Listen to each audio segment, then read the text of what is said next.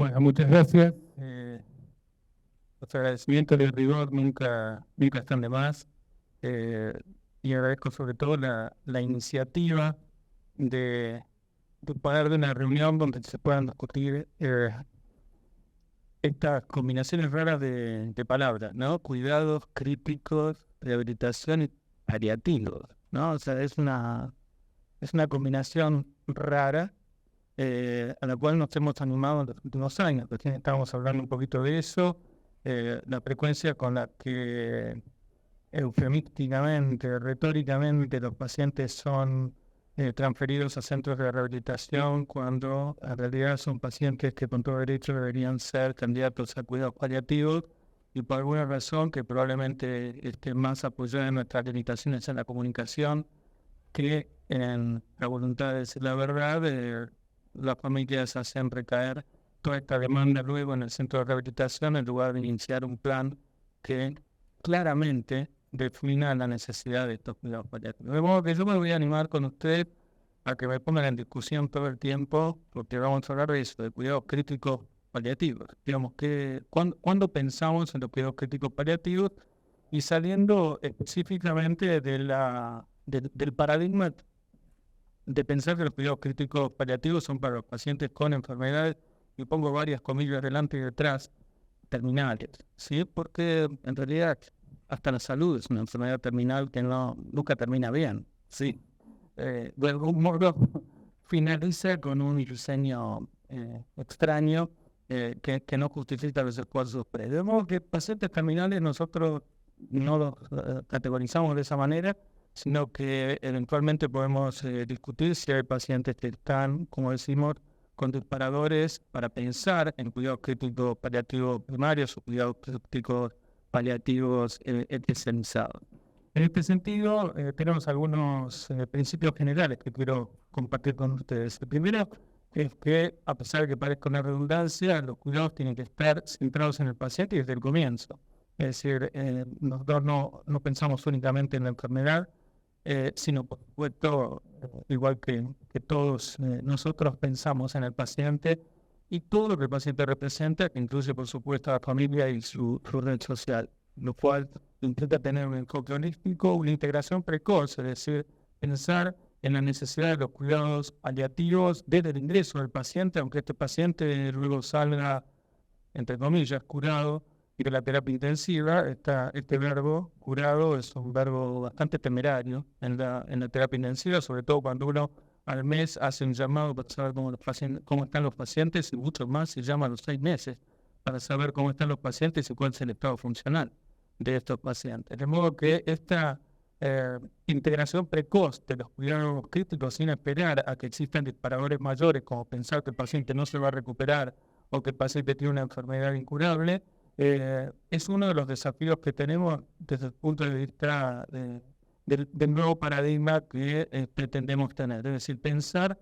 en la necesidad de paliar la situación física, psicológica, emocional, espiritual, social y familiar del paciente desde el mismo momento que este paciente ingresa a la terapia intensiva, por supuesto, en forma multidisciplinaria. Desde el punto de vista operativo, estos cuidados críticos paliativos para los cuales nosotros tenemos una capacitación permanente de nuestros médicos, de nuestro programa de residencia, de una capacitación permanente de esto, tanto en los aspectos que tienen que ver con el control de los síntomas físicos, como en la identificación y la posibilidad de ayudar en los factores psicosociales, y también en relación a las habilidades de comunicación, destrezas y competencias que pueden ser medidas, porque esta es otra cuestión, ¿no? Parece que cuando alguien se recibe de médico,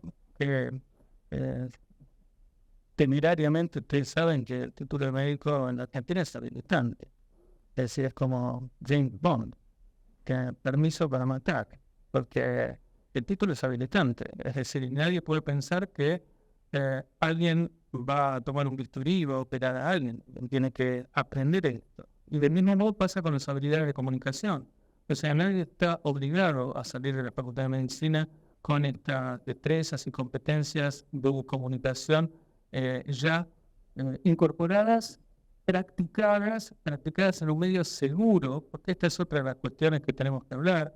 O sea, no se trata solamente de ver cómo otro lo hizo, sino también de haberlos podido entrenar en un medio seguro, y para esto en nuestros programas nosotros tenemos en forma progresiva, redundante, cada vez más compleja, la oferta de escenarios de simulación en comunicación para nuestros médicos residentes, médicos y también, digamos, residentes o otros miembros del equipo de salud para situaciones de comunicación que deban ser enfrentadas. Esto, bueno, acá no, parece que ahí está saliendo. Quería hablar de cuáles son las barreras y los errores frecuentes que tenemos en la implementación de estos cuidados críticos paliativos. Otra vez, un paciente que llega ventilado a terapia intensiva después de 3 días de estar en recuperación cardiovascular porque no salió apropiadamente la asistencia respiratoria mecánica y no sabemos bien cuánto va a tardar en salir la asistencia respiratoria mecánica, a muchos de nosotros nos parecería que es una desproporción, una exageración, pensar en tener que hacer cuidados críticos paliativos, ¿no? Porque puede ser como paliativos si las chances mayores son que este paciente salga. Y es cierto, pero esto no quiere decir que no tengamos que enfocar aspectos de su tratamiento que tienen que ver con paliar su sufrimiento físico, emocional, psicosocial.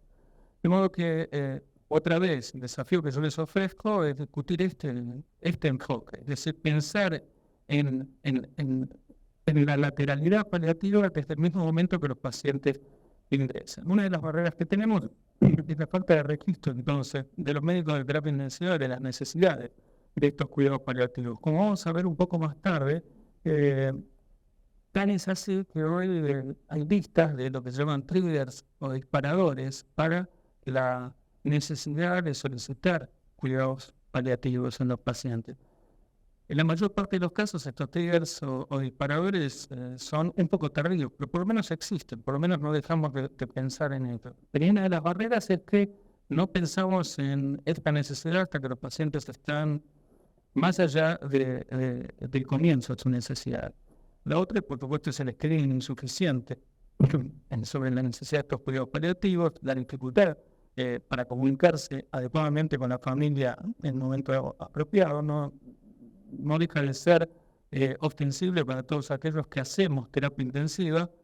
Bueno, disculpen, esto nace inicialmente como un gusto, luego como una inclinación, luego como una vocación. A esta altura de mi vida, por supuesto que la terapia intensiva es una guiación, pero nació así, pero para aquellos que lo hacemos con el mismo interés patológico, ¿no?, que teníamos al comienzo, sabemos que hay fases en la comunicación con los pacientes y con la familia. Con los pacientes muchas veces esto inicialmente se dilata hasta que el paciente está en condiciones de comunicarse, pero con la familia ese periodo inicial, que es muy corto, lamentablemente el enamoramiento por aquel que le va a salvar la vida a su familiar, y que sigue luego un periodo de por supuesto, de rebelión contra lo que está pasando, que en general está apoyado sobre lo que estamos haciendo nosotros, representan dificultades que si uno no aprendió a procesarlas en un marco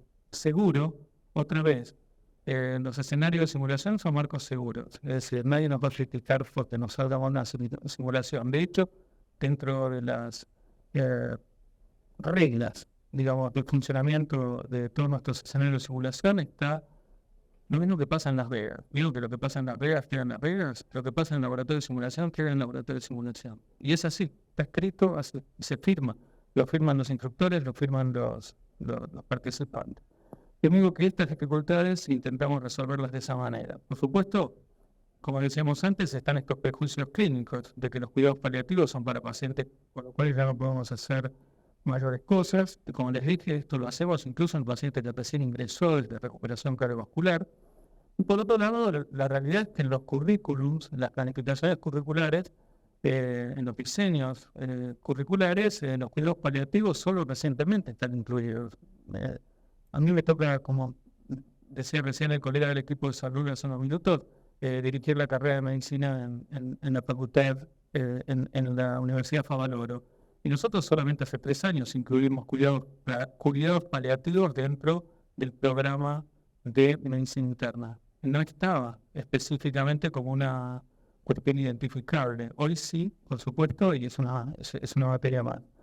Y por supuesto, ya cuando nosotros vemos que las cuestiones de los cuidados paliativos primarios, aquellos que tenemos que saber todos los que atendemos pacientes, no son suficientes para atenderlos, tenemos que llamar a alguien que sea un especialista en cuidados paliativos, y hay pocos, y realmente, según lo que dicen las últimas estadísticas de las necesidades del país y del paliativista, solamente está cubierto el 5%. O sea que el resto hay mucho para hacer. Dentro de los errores o de las consecuencias de muchas de estas dificultades que yo les estoy planteando, está el hecho de que aumenta la tasa de trastorno por estrés postraumático en nuestros pacientes. Yo aclaro que voy a pedir el descuento que corresponde a haber empezado. Entonces, si no, pulgar, ¿sí? Porque hay evidencias de que esto fue bueno.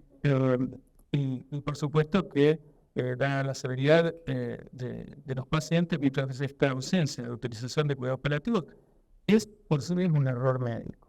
Obviamente los objetivos los conocemos: aliviar los síntomas físicos, establecer objetivos que estén centrados en el paciente, en sus propios valores, en las expectativas razonables ya sea de su curación o de su mejoría, y administrar eventualmente cuando esto toque, apropiados cuidados de fin de vida. Y para esto necesitamos algunas intervenciones que son mandatorias. Dentro de estas intervenciones mandatorias, y no voy a hablar de esto, así que no se estremezcan de terror, porque no voy a entrar en discutir cada uno de estos puntos, pero sí el manejo de los síntomas tenemos que aprender a realizarlo. Y esto tiene aspectos farmacológicos, no farmacológicos, psicoterapia que no es psicoterapia de barrio, es psicoterapia del día a día que tenemos que aprender también a realizar con perdón de nuestros colegas especialistas en el área. Y por supuesto, como les dije, desarrollar la comunicación, sostén psicológico y psicosocial y la coordinación.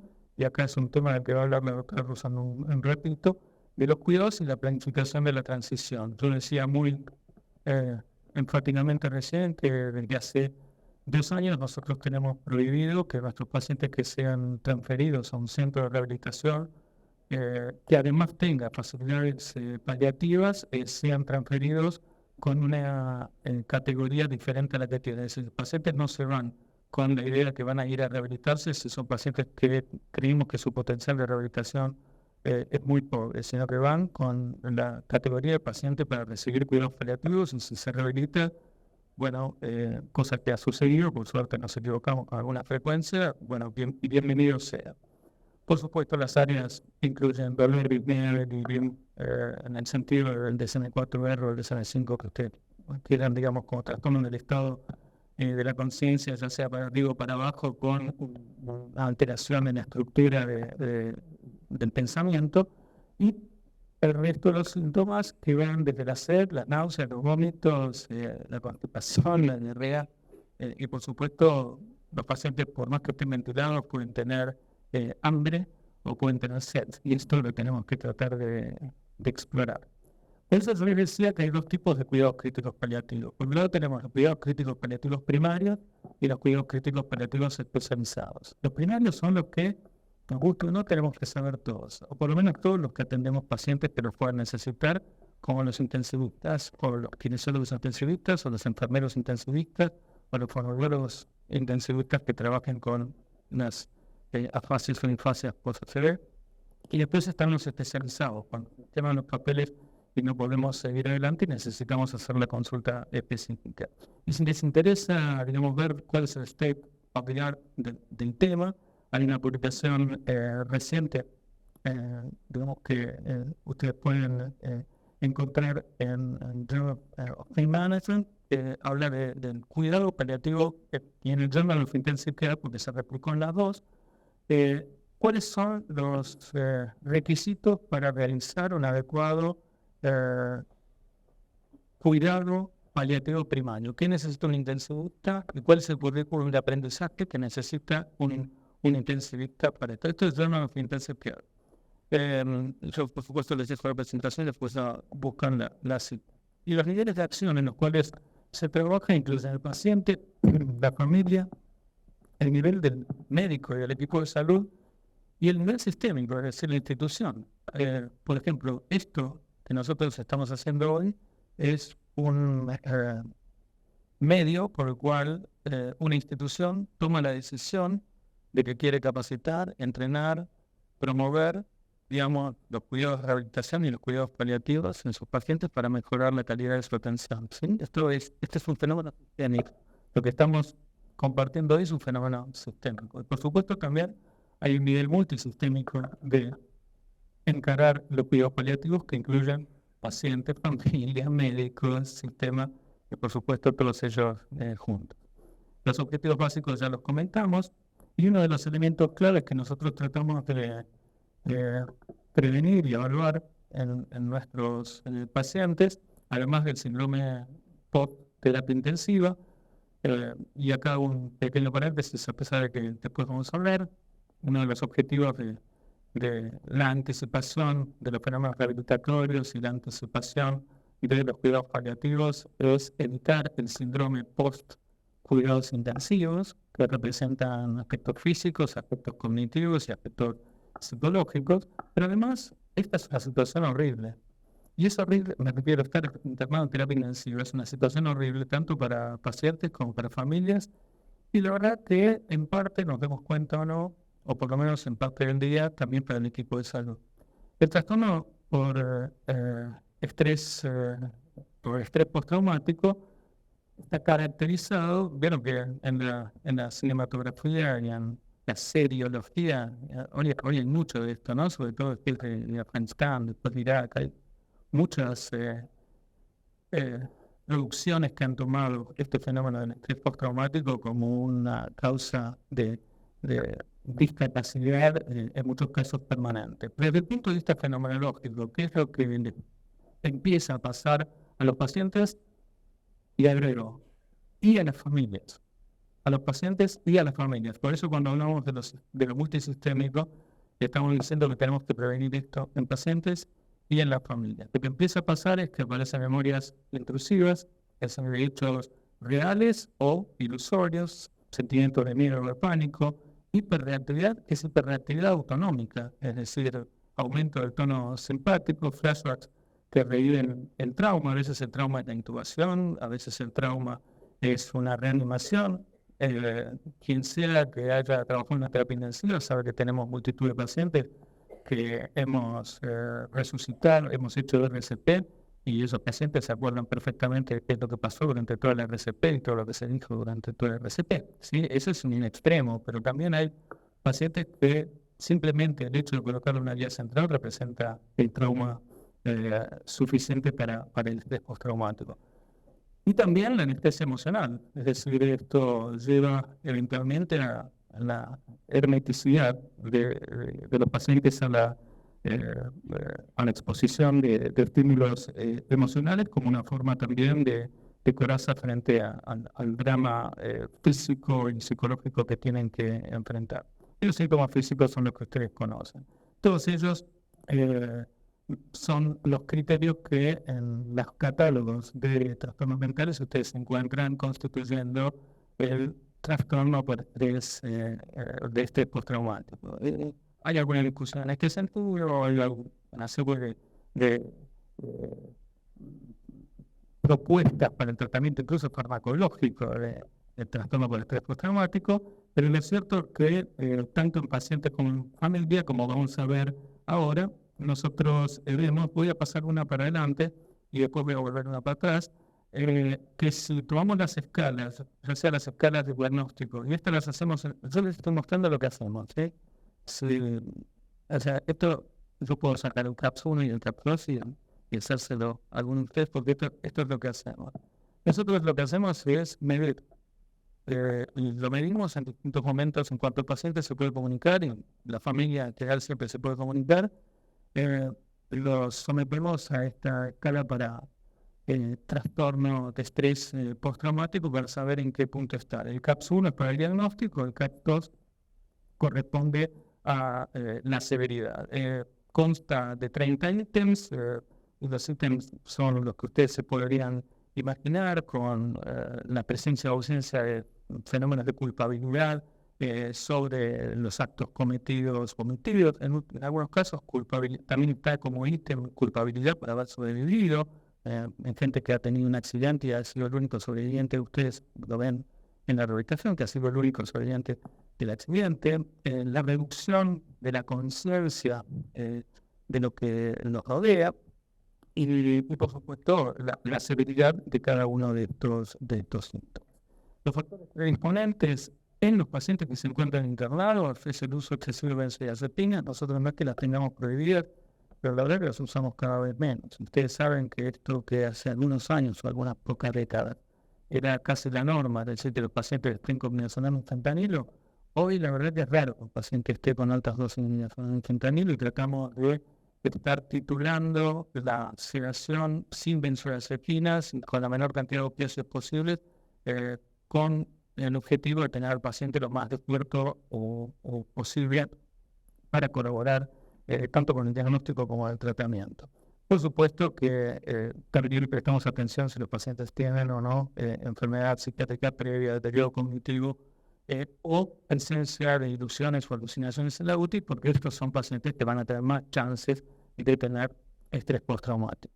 Esto con respecto a familia. Entonces, síntomas físicos, síntomas emocionales, evaluación, en cuanto el paciente pueda comunicarse con una escala de primero diagnóstico y después de graduación del estrés postraumático, y tratamiento que está dirigido básicamente a intentar ajustar la sedación, la analgesia y mejorar todo aquello que tiene que ver con la comunicación, no solo con el paciente, sino con la familia. Con la familia, una de las cuestiones básicas, y otra vez hablamos de este fenómeno holístico, es poder tomar las mejores decisiones basadas en los valores del paciente y de la familia. Y esto, la verdad que suena bárbaro, pero no es tan fácil.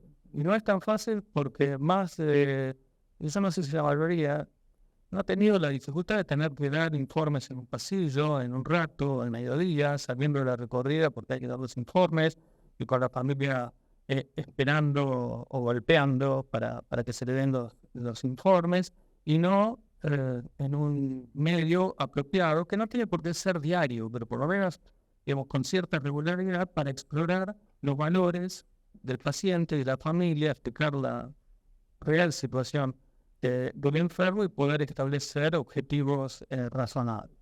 Esto permite intentar el sostén emocional y el apoyo social. Y una de las cuestiones básicas, esto sí viene de la experiencia personal, sin ningún pudor para compartirlo con ustedes, es perder el miedo a la familia. Y perder el miedo a la familia es reconocer que nuestra función no es hacer que la familia no haga juicio. Parece una pavada esta, pero yo quiero compartirlo con ustedes. Yo creo que uno de los momentos más liberadores que tuve en mi vida intensivista fue cuando me di cuenta que no tenía que hacer más eso, que no tenía que importarme, digamos, que la familia haga juicio o no haga juicio, ni a mí, ni a la institución, ni a nadie, sino que ese es un derecho que por supuesto la familia tiene, y que si lo evitamos, porque hemos tenido una buena comunicación, está muy bien, pero que no es un objetivo en sí mismo. Nuestro objetivo es poder dar la mejor información posible, poder convencer una palabra dura, persuadir, si tienen ustedes, sobre que nuestras intenciones son las mejores y que nuestros saberes nos permiten reconocer cuando nos faltan otros saberes y que le vamos a preguntar a otra gente. Y una vez que nosotros hacemos yo soy la Madre Teresa de Calcuta, pero cuando hacemos ese acto de humildad, en el sentido que estamos tratando de hacer esto, es muy notable que nosotros no tenemos litigosidad en los últimos 20 años, y no porque no hayan pasado cosas. Han pasado cosas como cualquier terapia intensiva, simplemente porque tratamos de que la comunicación sea lo más sincera posible. Y a veces no es suficiente y tenemos que llamar a un facilitador, alguien que nos ayude en la comunicación.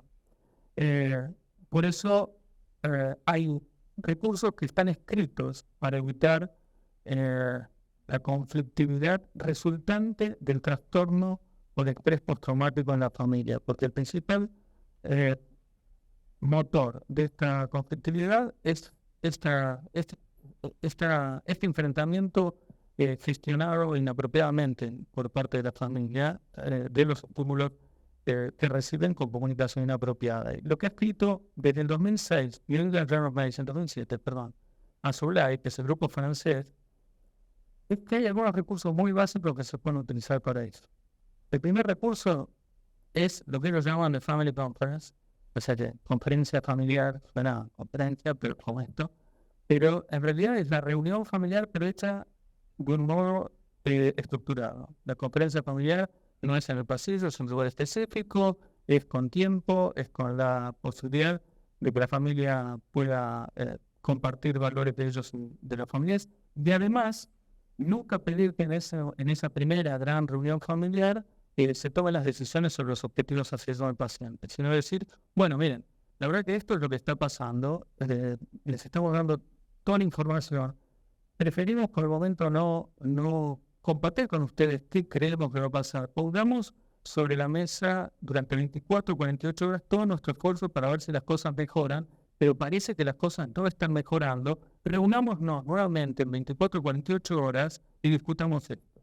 Esa posibilidad de abrir esta situación y de algún modo ver una opción a pensarlo, a discutirlo con otros miembros de la familia, que en general ustedes saben, los miembros más conflictivos son los que nunca le dieron bolilla al paciente. También es otra de las cosas que comparto con usted, porque es lo que vivimos siempre, son el que viene después de vivir 5 años afuera y se para a decir cómo tendrían que ser las cosas, después de que alguien, entre comillas, dedicó su vida a cuidar a un paciente. Bueno, tenemos que dar ese espacio, que son, ya les digo, 24 o 48 horas. Y ahí nos juntamos otra vez. Y cuando nos juntamos otra vez, aún tenemos que tomar decisiones sobre a dónde vamos, si pueden. Y también con la convicción de que lo podemos modificar en cualquier momento. O sea, que eso se puede cambiar de opinión. Que la familia puede cambiar de opinión en cualquier momento. Bueno, esta es la primera cuestión, la apertura de ese espacio de reflexión que puede ser de 24, 48, 72 horas, lo que ustedes decían. La segunda es tener material escrito sobre cómo funciona la terapia intensiva y tener material escrito sobre, y acá a nosotros nos costó mucho transculturalizar, me salió bastante bien, transculturalizar los materiales que ya están hechos sobre duelo, por ejemplo, ¿sí? Para darle a la gente para que puedan ver qué le está pasando con esto de ver a su ser querido perder la salud y eventualmente perder la vida. Y que tenga la oportunidad de compartir con nosotros esas inquietudes si quiere. Y esto de tener material del cual alguien se hace responsable. Esto como una recomendación médica. Nosotros le decimos a los pacientes, estoy dando esta recomendación, ¿sí? No es una orden, es una recomendación. Usted la puede seguir o no la puede seguir, pero y aunque no nos guste decirlo, tenemos que decir, y yo me hago responsable de esa recomendación. Lo mismo pasa cuando yo le doy un material sobre pérdida de la salud o duelo. Yo me estoy haciendo responsable de lo que estoy diciendo ahí. Y eso es muy liberador para las familias en el sentido que no me están escondiendo nada. Yo también miré el reloj.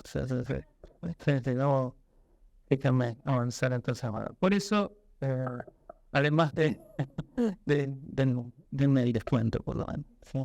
Que hablamos al comienzo del síndrome de post-intensive care syndrome, el síndrome post-terapia intensiva, que no es un cambio de paradigma, pero sí de algún modo un aumento, digamos, de realidad aumentada, ¿sí?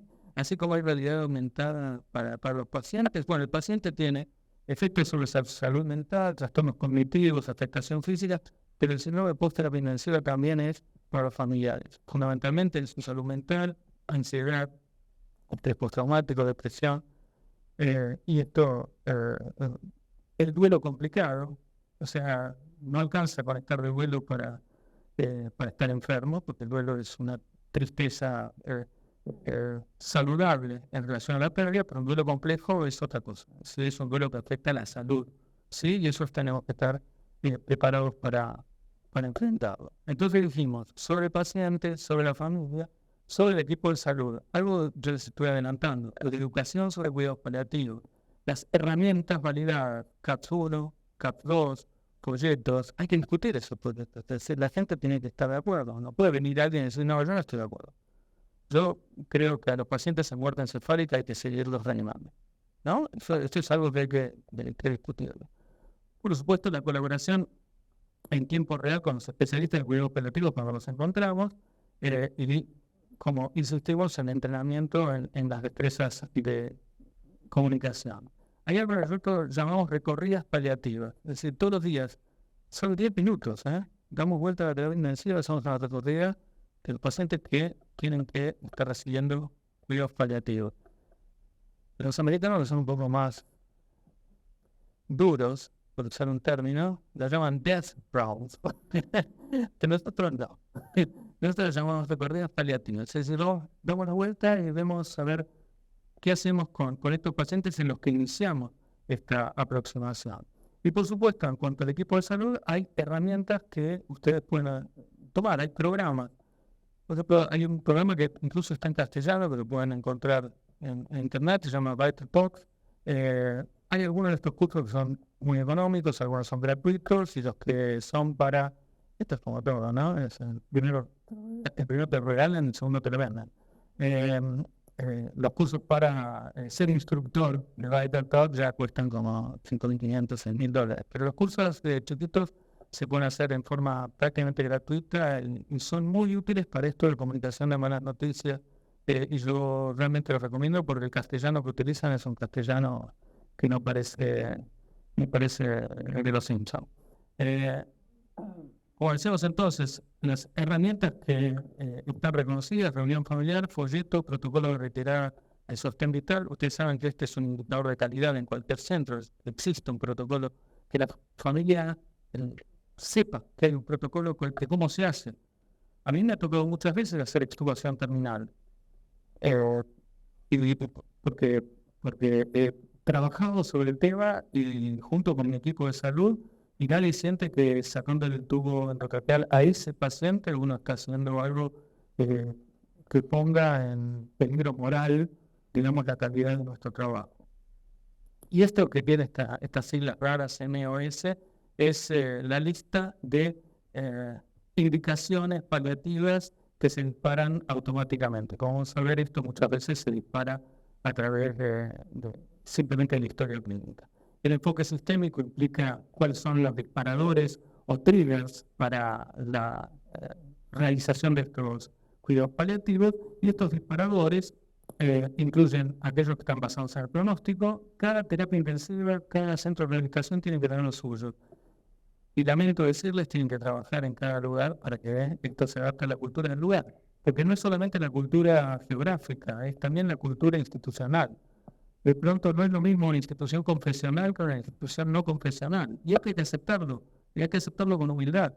¿Sí? O sea, no es lo mismo. De modo que hay que tener estos disparadores escritos. Aquellos que están basados en el pronóstico, en el estado funcional.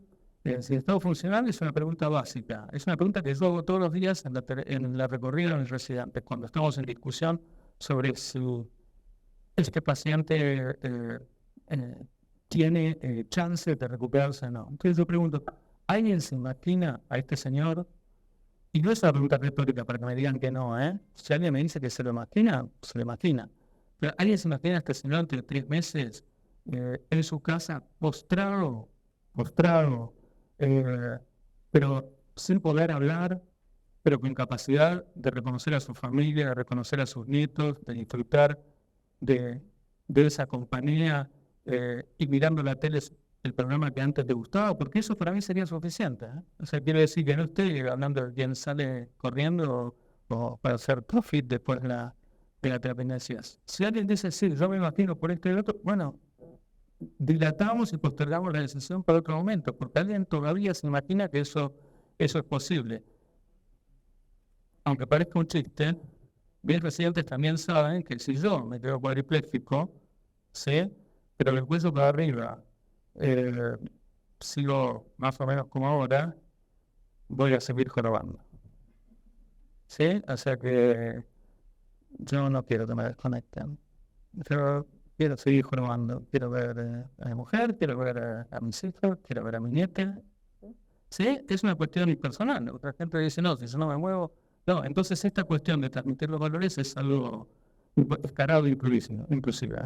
Eh, Para esto nosotros tenemos formularios y usamos el formulario de disparadores de cuidados críticos paliativos. Algunos son datos demográficos, pero también de evaluación clínica, cuáles fueron las decisiones anteriores. Por ahí hubo otras internaciones donde ya se tomaron decisiones, ¿sí? Cómo fue el nivel de comprensión y cómo es el apoyo psicosocial, si lo tiene o no, si requiere cuidados paliativos actuales, cuáles son las preferencias del paciente, cuál es la coordinación de los cuidados, qué apoyo hay desde el punto de vista de la obra social o del Estado para esto, y por supuesto el seguimiento y la reevaluación periódica. Tenemos uno que es el completo, con fritas, y el DCCP2, que es el más chiquito, que usamos cuando tenemos una actividad que no nos permite, digamos, estar tan puntillosos. Por último, y acá estoy terminando, ¿viste que llegó el momento? Este es el momento donde yo digo que aquellos que se están yendo ofendidos por la calidad de la charla lo hagan despacio para no despertar a los que se quedan dormidos. Pero bueno, el enfoque multisistémico incluye tener esto siempre en cuenta. Paciente, equipo de salud, familia, sistema, y que estos 5 niveles son 5 niveles simultáneos. Hoy, por suerte, esto lo tenemos a través de la historia electrónica más simplificado, y esto implica entonces que nosotros podamos dedicarnos, y esto tratando de integrarle al final todo lo que estuvimos hablando, que nuestro concepto es cuidar paliativamente a nuestros pacientes de ingreso, que las premisas generales es tener un enfoque holístico, integrador, y que no les atiendan los aspectos técnicos específicos que tienen que ver con el control de los síntomas, pero poniendo un acento en la comunicación, que existen cuidados críticos paliativos primarios y especializados o secundarios, que los primarios son los que todos ustedes tienen que saber qué hacer, ¿sí? Y los especializados son los que tienen que dar los especialistas y a los que tenemos que llamar, que tenemos que saber cómo prevenir el síndrome de post-terapia intensiva, pero del mismo modo tenemos que saber cómo prevenir el trastorno por estrés postraumático, porque esto es tan invalidante como que un paciente tenga una neuromiopatía del enfermo crítico. Que tenemos que tener los brochures o folletos, tenemos que trabajar en eso y adaptarlos a la cultura no solamente geográfica, como dijimos, sino también institucional del lugar donde trabajamos, y que estas dimensiones de paciente, familia, equipo de salud, sistema y multisistema tienen que estar siempre presentes y usar los disparadores para los cuales, por supuesto, ¿qué charla podría prescindir de hablar de la inteligencia artificial? ¿No? O sea, si yo no hablara de una inteligencia artificial, no estaríamos en una charla actualizada, y para esto ya están saliendo, por supuesto, trabajos que demuestran que a través de la inteligencia artificial y de recoger los datos como, por ejemplo, que las escalas de dolor que escriben las enfermeras en la historia, cuando esa escala de dolor muestra que el paciente no está bien controlado el dolor, se dispara, es un disparador para empezar con los cuidados paliativos, ¿sí? O que el paciente ha estado agitado y que por lo tanto requiere algún tipo de sedación o analgesia, o que ha habido conflictos familiares. O sea que la inteligencia artificial está entrando en los cuidados paliativos para disparar. Y para esto, y por la pregunta esta, ¿no? De la inteligencia artificial en los cuidados paliativos, yo hice un experimento. Tomé una de las aplicaciones de inteligencia artificial y dije, pues yo le hablo. Pero, ChatGPT, como si fueras un intensivista, pero que le gusta la poesía. Decime o escribime un poema del tipo haiku, ¿vieron esos poemas japoneses chiquititos? Sobre los cuidados críticos paliativos. Y ChatGPT y esto, sin que yo le diga más que eso. En las sombras, el aliento. Cuidados delicados, en la luz que se desvanece, el abrazo necesario. Esto que escribió ChatGPT y que parece porque es un modelo de lenguaje, esto es cierto, lo hice esta mañana, tiene que ver con lo que el lenguaje humano es simbólicamente al alma humana. El abrazo necesario es aquello de lo cual no vamos a poder prescindir nunca, a pesar de la inteligencia artificial. Así que bueno, muchas gracias.